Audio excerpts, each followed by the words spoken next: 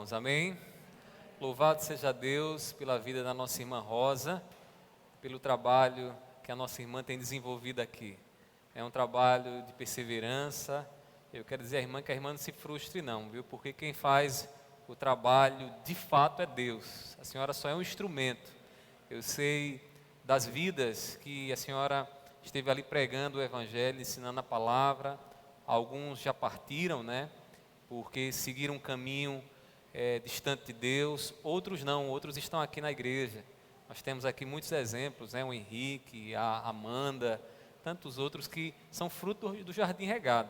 Então eu louvo a Deus pelo trabalho que a irmã está fazendo, porque isso é um legado, né? É um legado, é aquilo que vai ficar, que vai ser a sua presença aqui nesse mundo depois que a senhora partir, viu? E eu sei que é um legado belíssimo, porque a palavra do Senhor diz que quem trabalha nele, quem serve a ele, no Senhor o seu trabalho não é inútil, não é em vão, né? Tem recompensa, Deus é justo, viu, irmã Rosa? Que Deus continue lhe abençoando, lhe dando cada vez mais perseverança, porque trabalhar com criança não é fácil não, né? Não é fácil não. Já fui pedagogo por 6 meses na minha vida e depois desisti, porque não é fácil trabalhar com criança, né? Mas Deus é quem vocaciona, Deus quem capacita, e Deus capacita alguns para trabalharem com criança. Louvado a Deus, louvado a Ele, né? Louvor seja dado a Ele. Meus irmãos, vamos abrir nossas Bíblias para a mensagem nessa noite. Nós começamos na última vez que pregamos a palavra a expor o livro de Jonas, e nós vamos continuar a sequência, vamos ouvir a voz de Deus naquilo que Deus aqui nos fala através do livro do profeta Jonas. Nós hoje estaremos lendo do versículo 12 até o versículo de número 16. Jonas, capítulo 1, versículo 12 a o 16. Quem encontrou, fique de pé em reverência à palavra de Deus. Os irmãos devem lembrar, na última vez que a gente pregou a palavra, nós vimos esse momento inicial quando o profeta recebe da parte de Deus a ordem, a instrução para ir até os ninivitas levar uma mensagem de arrependimento. Mas o profeta, ele não dá ouvidos a Deus, e ele então segue um curso diferente do que Deus assim estabeleceu. Então, quando ele vai em direção a Tarsis, Deus levanta os ventos, o mar, e começa a dizer: Jonas, seu lugar não é para isso, seu lugar é em outra direção. E Jonas vai para o barco lá, o fundo do barco, começa então a dormir tranquilamente, achando que Deus teria como fugir da presença de Deus. E então Deus chama Jonas, e aí os marinheiros se preocupam, né? E perguntam quem é o culpado de tudo isso. Então hoje a gente vai ver, no desenrolar dessa história, o que é que Deus nos ensina ainda nesse primeiro momento, quando Jonas está no barco com aqueles marinheiros. Diz assim a palavra do Senhor, Jonas capítulo 1, a partir do versículo 12 até o 16. Jonas respondeu: peguem-me e me lancem no mar, então o mar ficará calmo, porque eu sei que por minha causa esta grande tempestade caiu sobre vocês. Em vez disso, os homens remavam, esforçando-se por alcançar a terra, mas não podiam, porque o mar ia se tornando cada vez mais tempestuoso contra eles. Então clamaram ao Senhor e disseram: ah, Senhor, rogamos-te que não nos deixes perecer por causa da vida deste homem, e não faças cair sobre nós este sangue inocente, porque tu, Senhor, fizeste o que foi do teu agrado. Em seguida, os marinheiros pegaram Jonas e o lançaram no mar, e a fúria do mar se acalmou. Então esses homens temeram muito o Senhor, ofereceram sacrifícios ao Senhor e fizeram votos. Vamos mais uma vez fazer uma oração. Pai, te pedimos agora, abre o nosso entendimento, clareia, Deus, a escuridão do nosso coração e da nossa mente, para que possamos ver, Deus, o teu querer nessas palavras que nós acabamos de ler. Te peço também, prepara o nosso coração para entender a tua voz, nos direcionando, nos consolando, nos corrigindo conforme a tua boa vontade. Pai, assim eu te peço e sei que o Senhor irá fazer em nome do teu Filho amado Jesus. Amém. Amém. Podem sentar, meus irmãos. Qual é o tema do livro de Jó? O livro de Jonas. O livro de Jonas tem como tema central a misericórdia de Deus, o favor de Deus para com aqueles que estão na miséria. O que é misericórdia? Misericórdia é você ajudar, auxiliar aqueles que não têm forças, aqueles que já estão numa situação de fraqueza tal que só um ato de misericórdia é que pode erguer eles. Este era o propósito de Deus através da vida de Jonas. Deus convoca o profeta Jonas e diz a Jonas: Jonas, vá até Nínive. Como eu já falei para vocês aqui em outro momento, e lembrando, Nínive era um povo, uma cidade, uma grande cidade do Império Assírio, e os seus habitantes, os habitantes daquela cidade, irmãos, eram cruéis, de maneira que os estudos mostram que quando aqueles ninivitas, juntamente com o exército assírio, saía para a guerra, eles pegavam as cabeças dos seus inimigos e juntavam em montões, para que quando os inimigos chegassem até a cidade, vissem aquele monte de cabeça, ficassem assustados, apavorados, devido ao terror daquele exército, e assim desistissem de lutar. Jonas sabia muito bem de tudo isso. Mas a palavra de Deus para os ninivitas, para aquele povo pagão e cruel, era uma mensagem de arrependimento e de salvação. Jonas sabia do que Deus iria fazer ali no meio daquele povo. E Jonas então, ao saber do que Deus iria fazer, o que é que ele faz? Ele endurece seu coração. Jonas simplesmente não dá ouvidos a Deus, deixa de ser um instrumento de Deus para levar a misericórdia àqueles que precisam. Hoje eu gostaria de refletir com vocês sobre algumas lições de misericórdia ensinada por Deus aqui nessa passagem.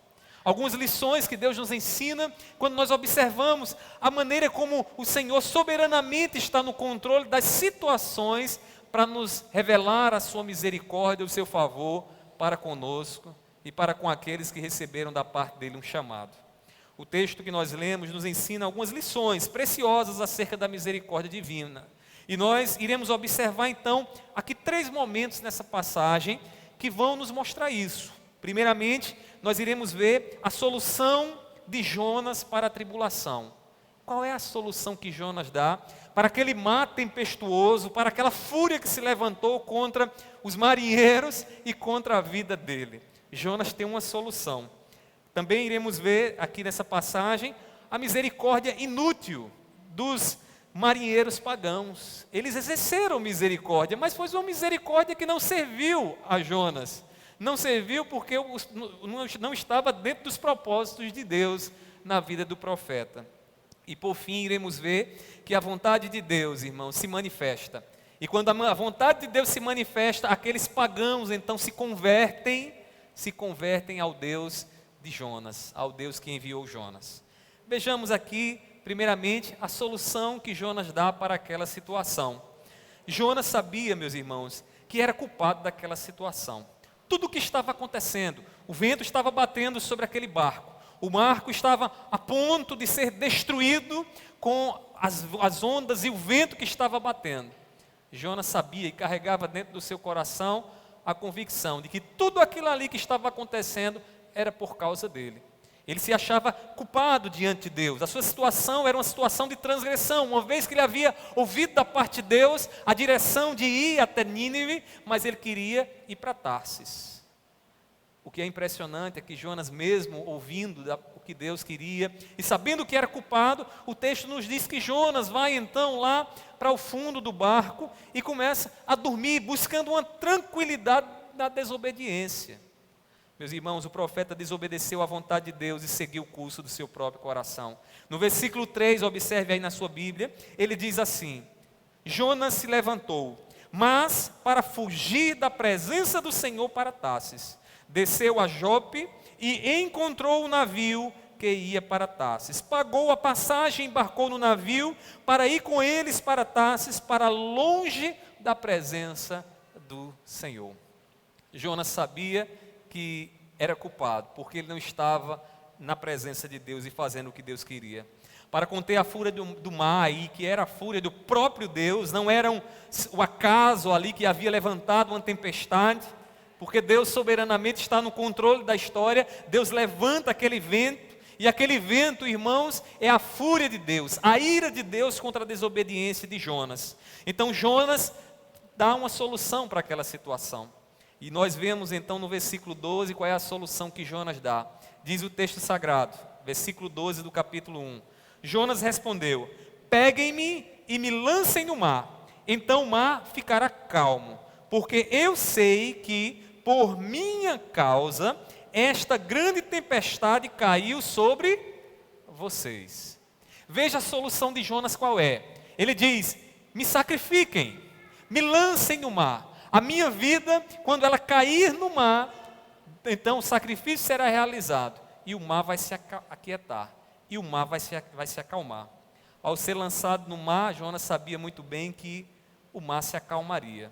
O mar se acalmaria porque Jonas não faria a sua vontade prevalecer, mas a vontade de Deus. Jonas, irmãos, era como uma peça que precisa ser colocada na engrenagem para que as coisas funcionem. Toda aquela situação que estava acontecendo ali, aquele tumulto, aquela tribulação naquele barco, era porque Jonas estava no lugar errado. Jonas era uma peça que não deveria estar ali. Jonas estava fora da vontade do Senhor. E como uma grande engrenagem, que é a vontade de Deus, quando nós saímos da vontade de Deus, as circunstâncias se tornam difíceis. A coisa não acontece como deveria acontecer. Muitas vezes, irmãos, na engrenagem da vida, precisamos mudar o curso para a vontade de Deus, a fim de que as coisas se acalmem para nós, a fim de que o mar se aquiete, a fim de que a família encontre paz, a fim de que o casamento encontre paz. É necessário que a gente mude o curso. Uma vida fora dos planos de Deus, irmãos, está caminhando para a destruição e para a morte. E por que caminha para a destruição e para a morte? Porque o salário do pecado é a morte. E quando Deus então fala aos nossos corações, às nossas vidas, e sabemos o que Deus está falando, mas seguimos um curso diferente da vontade dEle, nós estamos transgredindo. Nós estamos num outro caminho, que não é o caminho que Deus quer para nós. Nós saímos do caminho da bênção, no caminho que nos leva à terra que mana leite e mel, para o caminho esburacado, cheio de dificuldades, o caminho que nos traz sofrimento.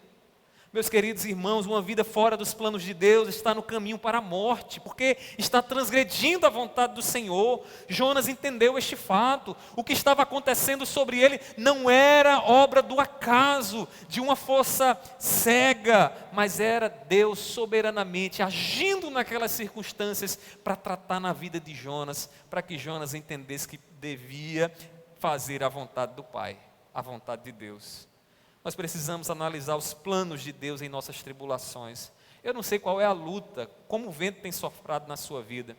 Se tem sido uma brisa suave e leve, ou se tem sido uma tempestade, que tem feito você achar que vai naufragar, que vai ser destruído. Mas saiba de uma coisa, pondere os planos de Deus na sua vida, porque talvez o que você esteja passando neste momento, com todo esse vendaval, esses furacões que têm se levantado contra você, tem a ver com o plano que Deus tem para a sua vida. E que você, como Jonas, está querendo ir para Tarsis, quando você deveria ir para Nínive. Meus irmãos, a solução de Jonas é: me lancem no mar. Me lancem no mar, porque quando vocês fizerem isso, a vontade de Deus vai ser satisfeita e o mar vai se aquietar. Jonas sabia que para a culpa, que o salário do pecado é a morte, e morrer ali, ser sacrificado, seria a única maneira dele, então, assim, cumprir a justiça de Deus, o Deus que havia estabelecido a vontade dele e havia revelado para o profeta. Mas quando nós continuamos um pouco mais nessa história, nós vemos aqui algo impressionante, irmãos, a misericórdia desses marinheiros. Quando Jonas fala para os marinheiros e diz a eles: olhe, me lancem no mar, eles poderiam ter dito o seguinte: então vamos pegar Jonas imediatamente e vamos lançar no mar. Não é isso que ele quer? Não é isso que vai resolver essa situação? Observe que esses marinheiros, eles não são de Israel, eles são pagãos, eles adoravam a outros deuses. Eles tinham seus próprios deuses, talvez cada um tivesse o seu lá, e clamasse ao seu Deus, e pedisse ao seu Deus, mas quando Jonas disse, me lance ao mar, o que é que acontece? Aqueles marinheiros, eles agem de uma forma inusitada. Eles fazem ouvido de mercador ao que Jonas falou. Ao ouvirem a solução de Jonas, irmãos, eles não aceitaram de imediato. E o que esses marinheiros fizeram foi um exercício de misericórdia que Jonas não tinha, não estava tendo, mas que aqueles homens pagãos agora estavam realizando na vida de Jonas. Por quê? Porque ao invés de sacrificar Jonas, eles estavam tentando salvar Jonas para que Jonas não morresse, para que Jonas não fosse lançado ao mar. Ao invés de sacrificar o profeta, eles usaram de misericórdia e tentaram outra alternativa. Veja o que diz o versículo 13.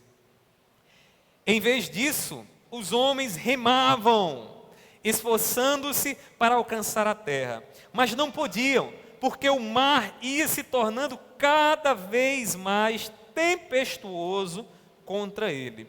Observe, irmãos, o início do versículo 13, diz assim, em vez disso o quê? Em vez da solução, de ouvirem o que Jonas tinha dito, eles pensaram em outra alternativa. Eles não deram ouvidos de imediato ao que Jonas pediu. O que é que esses marinheiros pagãos que não conhecem a Deus estavam fazendo? Exercendo misericórdia. Exercendo misericórdia sobre o pecador que aqui era Jonas. Meus irmãos, eles remaram com todas as suas forças.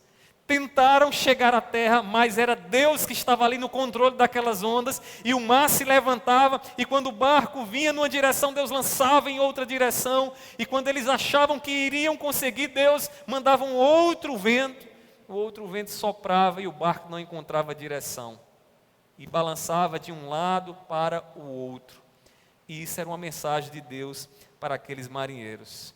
Talvez eles pensassem o seguinte em relação a Jonas: Jonas, nós não te entregaremos ao mar. Deve existir uma outra solução para esse problema. Jonas, você não vai ser lançado ao mar, porque você vai morrer, Jonas. Deus deve ter uma outra solução, deve haver uma outra solução. E qual foi a solução que eles tiveram? Confiando na força do seu braço, fazer todo o esforço para tentar chegar à terra. Meus irmãos, não adianta querer corrigir as tribulações com a força humana quando o problema é espiritual. A gente precisa entender isso aqui. Não adianta querer corrigir tribulações causadas por pecado, causadas por desobediência com a força humana. As coisas espirituais precisam ser resolvidas com aquilo que é espiritual. É inútil todas as nossas forças contra a ira de Deus. Aqueles marinheiros estavam pensando, nós vamos conseguir, Jonas, se preocupe não, você vai sobreviver, não vai ser preciso você ser lançado ao mar, você vai chegar em terra, você vai ser salvo. Eles estavam confiando na força do braço. Mas o problema era desobediência, o problema era pecado em Jonas. E o que era espiritual precisava ser corrigido com coisas espirituais, com obediência. Os problemas espirituais devem ser resolvidos com a obediência, irmãos. Jesus obedeceu a Deus por nós para que tivéssemos vidas diante da nossa desobediência natural, do pecado que há em nosso coração. Cristo Jesus nos substitui diante de Deus e obedece a Deus para que os nossos problemas sejam resolvidos.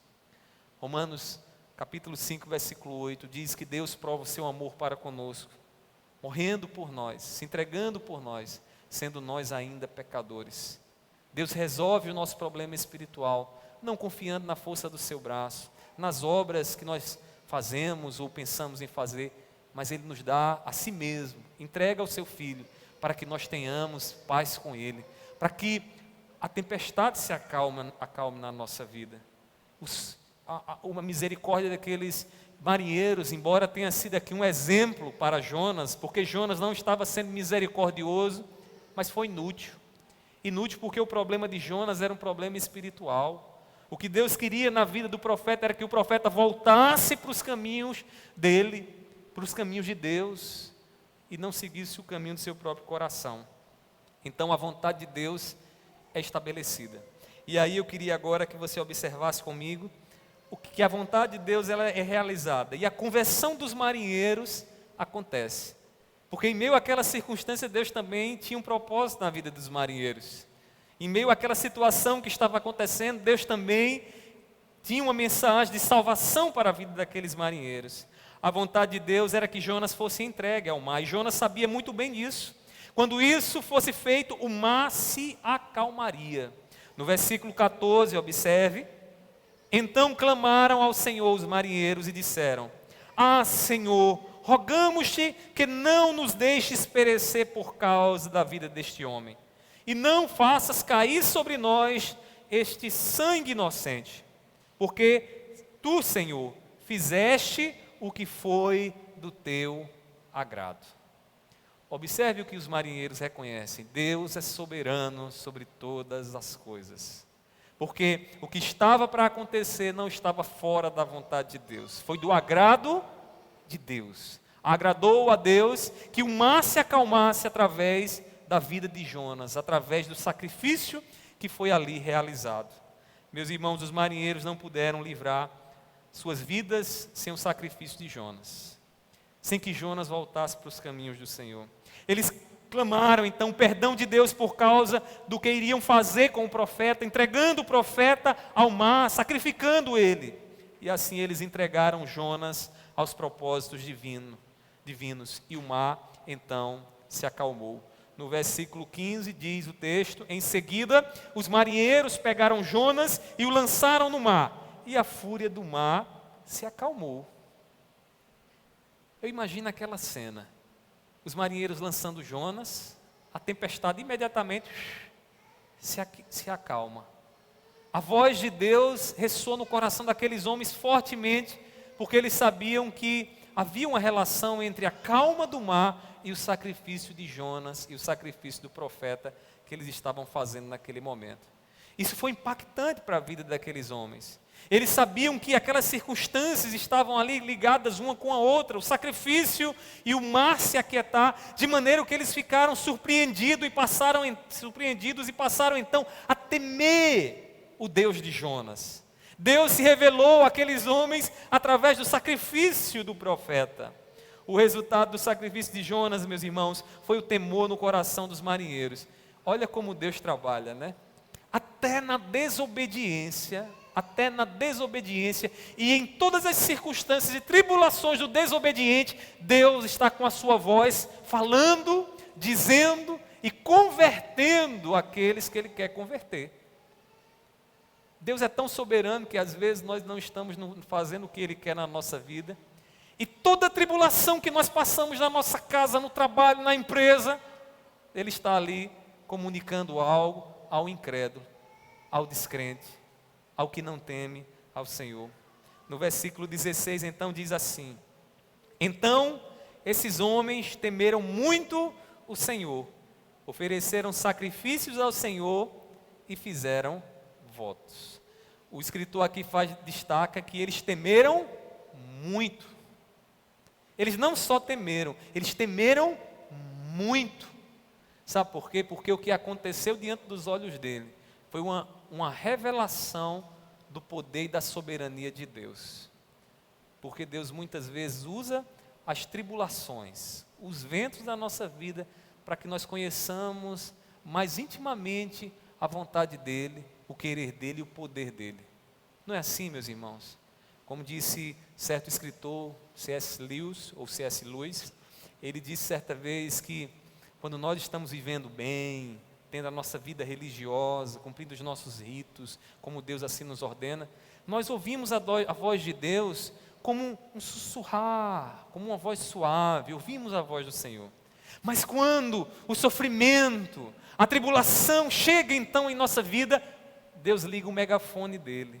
Deus amplifica a voz dele e diz: meu servo, minha serva, me escute, eu estou falando a você. Não é assim, meus irmãos? Não é assim quando a gente adoece e vai para o hospital, a gente começa a perceber Deus ali falando de uma forma muito clara naquela situação toda? É assim.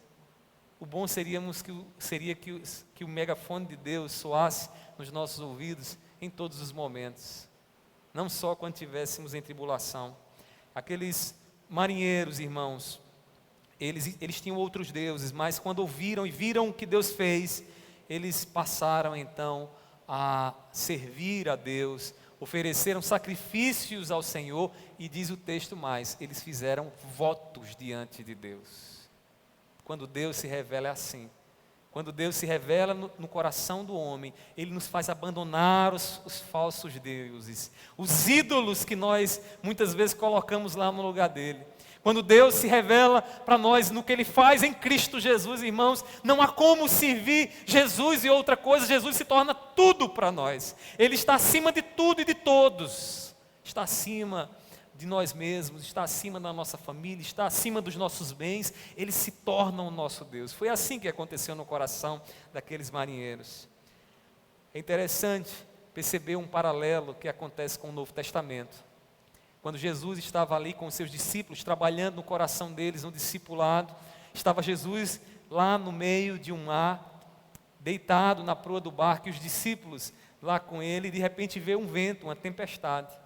Lá em Marcos capítulo 4, versículo 39, diz então que quando o mar começou a bater, os discípulos se aperrearam, foram até Cristo e disseram: Mestre, não se te dá que morramos, tu não estás vendo que nós vamos perecer. Jesus então se aquieta, os repreende e diz: olha, vocês são homens de pequena fé. Ele olha para o mar e diz: aquiete-se, e o mar se aquieta. Naquele momento, irmãos, os discípulos devem ter lembrado: o Deus que estava lá com Jonas, que aquietou o mar, agora está aqui conosco dentro do barco, dizendo: aquiete-se, aquiete-se. Meus irmãos, Deus, Ele revela a sua soberania e misericórdia em cada vendaval que nós enfrentamos nessa vida. Talvez o seu vento esteja aí apavorante, porque é sempre apavorante. Eu não sei se você já teve a oportunidade, a terrível oportunidade, de estar no meio do mar com um vento soprando de todos os lados. O que eu pude experimentar, de talvez um pouco próximo disso, foi numa travessia que nós fizemos ali de Cabedelo para Costinha, na balsa, e estava chovendo. Meus irmãos, e quando a chuva começou então a bater, aquele vento forte dentro daquela balsa, a gente não conseguia enxergar muita coisa diante dos nossos olhos, é uma situação apavorante. Você fica olhando um bocado de vezes para aqueles salva-vidas, porque você pensa: se acontecer alguma coisa aqui, eu me agarro num bicho desse, para tentar me salvar, porque não é coisa boa, apavora você. Meus irmãos, é assim que os ventos que Deus muitas vezes permite e gera na nossa vida fazem. Eles nos deixam apavorados, eles nos fazem temer o que vai acontecer. Mas nós precisamos lembrar que Deus é soberano. E Deus usa os vendavais e as tribulações para falar ao nosso coração, e até mesmo ao coração daqueles que não conhecem a Ele, para que eles possam ter um conhecimento do poder do nosso Deus. A maneira como o Senhor agita as nossas vidas é muito oportuno para os outros e para nós mesmos aprendermos mais do nosso Senhor, estarmos mais confiantes e mais próximos dEle quando o vento sopra. Meus queridos irmãos, e eu gostaria de concluir aqui com vocês, chamando a atenção de vocês para algumas lições que nós aprendemos diante de toda essa experiência. Primeiramente, meus irmãos, precisamos aqui aprender que Deus é soberano para salvar quem Ele quer. Essa história de Jonas aqui nesse episódio nos mostra que Deus é soberano e Ele salva quem Ele quer. Ah, pastor, mas como é que eu posso saber disso? Jonas relutou. Jonas não queria ir a Nínive. O plano de Deus era alcançar os ninivitas. E Deus começa a mostrar a sua misericórdia a Jonas, salvando também aqueles marinheiros pagãos. E Deus então, na vida de Jonas, vai mostrando a salvação dele, para que Jonas entenda que ele salva. Deus salva quem Ele quer, por mais terrível que seja aos nossos olhos, aqueles pecadores com quem nós temos convivido, aqueles pecadores que pecam explicitamente, porque também somos pecadores. Aqueles que nós dizemos: olha, não tem mais jeito para eles, eu não vou gastar minhas forças falando do Evangelho para eles. Eu quero lhe dizer que Deus salva a quem Ele quer. E você pode ser um instrumento nos propósitos de Deus. E eu digo mais a você: não fuja. Não fuja. Não deixe de falar. Não se cale. Meus irmãos, se o nosso coração endurecer e nos calarmos, Deus agitará as nossas águas, Deus fará com que os ventos soprem, para que os propósitos dele sejam cumpridos na nossa vida. Pastor, é assim? É, meus irmãos. Quando a gente sabe o que Deus quer para nós, a gente quer insistir num caminho que não é o que Deus quer para nós. Deus é soberano para salvar quem Ele quer. E há nos planos eternos de Deus um propósito que Ele vai realizar através da sua vida, e que você não pode se omitir disso. E você não pode dizer simplesmente, eu não quero, eu não vou fazer. Porque Deus decretou na eternidade que o que Ele tem para fazer vai ser através da sua vida. E se você continuar a relutar, vai ser trazer sobre você mais sofrimento. Vai fazer aqueles com quem você convive sofrer ainda mais, chorar ainda mais. Então entenda que Deus, Ele salva quem Ele quer. E Ele usa você para isso. Ele nos usa para isso. Segunda lição que aprendemos aqui, meus irmãos, a misericórdia de Deus, ela deve ser uma marca em nossas vidas. Como povo do Senhor, nós precisamos ser conhecidos como o povo da misericórdia. O povo que exerce misericórdia. O contrário da misericórdia é justiça. O contrário da misericórdia é sentarmos num lugar de juízes e dizer, olha, agora vamos julgar de acordo com a lei. Misericórdia é estender a mão para aquele que está na miséria. Aquele que está na miséria.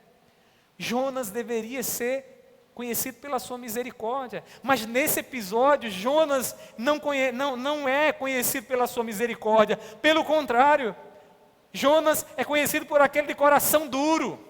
Enquanto os pagãos que estavam ali naquele barco, eles sim era que estavam ensinando a Jonas o que é ser misericordioso. Quando ao invés de matarem Jonas, sacrificarem Jonas, eles estavam buscando uma solução para que Jonas não morresse.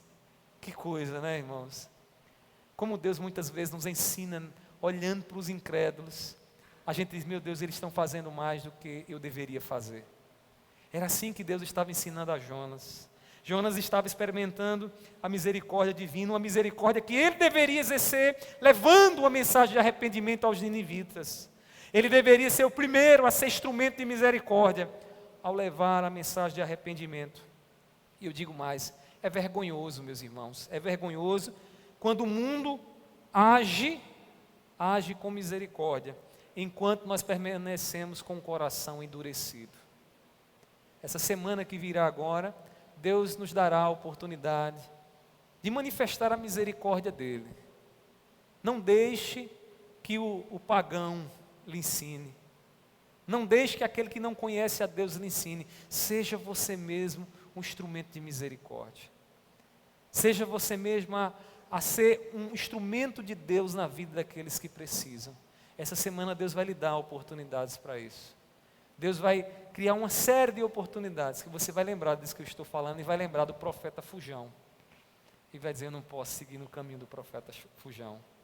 Meus queridos irmãos, que Deus nos ensine a levar a misericórdia a todos que precisam. Ele fez isso para conosco através de Cristo Jesus. Ele nos viu enlambuzados no nosso pecado, atolados no nosso pecado, mas Ele estendeu a sua mão de misericórdia. Ele estendeu a sua mão para que nós não permanecêssemos onde não deveríamos estar. Que Deus nos ajude a aprender com Ele, a exercer também a mão para com aqueles que precisam ser alcançados pela misericórdia de Deus. Que Deus nos ajude em nome de Jesus. Amém? Vamos orar, vamos pedir ao Senhor que Ele nos ajude. Eu convido os irmãos a se colocarem de pé. Depois da oração eu tenho alguns avisos para dar. Nós vamos orar também, encerrando o momento de culto ao Senhor. Meu Pai, eu te louvo, Senhor, pela Tua palavra, que é sempre viva. A Tua palavra que tem sempre uma mensagem para a nossa condição humana, caída, desobediente muitas vezes. Meu Deus, tenhas misericórdia de nós. Pai, que diante daquilo que nós ouvimos nessa noite, o nosso coração não permaneça endurecido. O Senhor tem colocado pessoas ao nosso lado. O Senhor tem nos permitido situações, Senhor, em que o coração tem ficado amedrontado diante do que tem visto. Mas nós te pedimos nessa noite, nos ajuda, Senhor, a ser misericordiosos, Senhor. Nos ajuda a levar a mensagem de salvação àqueles, Senhor, que estão a perecer. Meu Pai, tenhas misericórdia de nós nessa semana, quando nos estivermos ali diante daqueles que estarão ali zombando do Senhor, daqueles que estarão ali se envolvendo cada vez mais profundamente no pecado, que o Senhor não nos faça ficar calados, que o Senhor nos dê estratégias, para que a Tua misericórdia seja levada a eles através de nossas vidas. Meu Deus, não deixe, Senhor, que nós venhamos continuar a sofrer com os ventos que têm batido na nossa vida, mas que nós possamos estar nos Teus caminhos, Senhor, porque até mesmo o sofrimento nos Teus caminhos é um sofrimento que nos dá tranquilidade e paz. Pai, eu te peço, tenha misericórdia de nós, abençoa-nos no decorrer dessa semana, eu te peço assim e já te agradeço por aquilo que o Senhor falou aos nossos corações. Assim eu te oro, em nome do Teu Filho amado Jesus, amém. Que a graça do nosso Senhor Jesus Cristo, o amor de Deus e a comunhão do Espírito Santo estejam sobre todos, hoje e para todo sempre. Amém.